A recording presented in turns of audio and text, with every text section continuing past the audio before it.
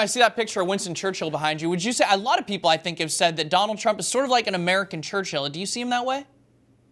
Absolutely, ballsy. I wrote a book back in 2020. It's one of President Trump's absolute favorites. It's called Trump and Churchill. It's got a foreword by Newt Gingrich, and it makes the comparison of these two giants. And I do think very much that Donald Trump is someone very much in the mold of Winston Churchill. Most people overlook it, ballsy, because on the surface, when you look at the two, they're very different. One 5'6", one 6'4", one a teetotaler, one used to crack open a whiskey at about 10 o'clock in the morning, maybe a little earlier. But as soon as you get past the superficial stuff, you find that both had the same kind of enemies, both were described the same way in the media, both trusted their own instincts, both were larger than life figures with massive personalities, and both were at a time where their country and the world desperately needed them. And I think that President Trump and Winston Churchill fit all of those categories. And I kind of do a bit of a recap in that as well in this new book, From Mar-a-Lago to Mars.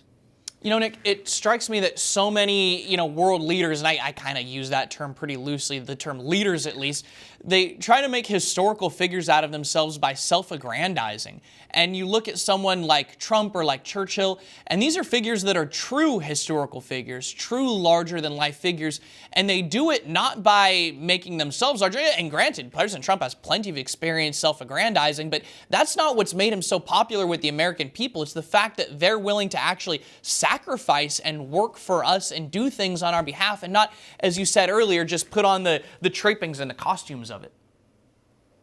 He's a consequential president, just like Winston Churchill was a consequential prime minister. At the end of the day, both of those men are lions. And they called Churchill the last lion, and I've got to be honest with you, Boylesy, I didn't know whether or not in my lifetime I would come across another Winston Churchill type level-esque figure. And then Donald Trump came along, and he is just as much of a lion as Churchill was. And this is a guy that is fearless. This is a guy that is unbelievably patriotic. This is a guy that doesn't blink. This is a guy that never gives up. I mean, just think about it. He's been arrested, sued, faced a rig election, 2 impeachment, that tried to kill him twice. I mean, Ballsy, he's been through it all. And I talk about these assassination attempts and how they've had a very slight kind of change that I've witnessed personally to the man.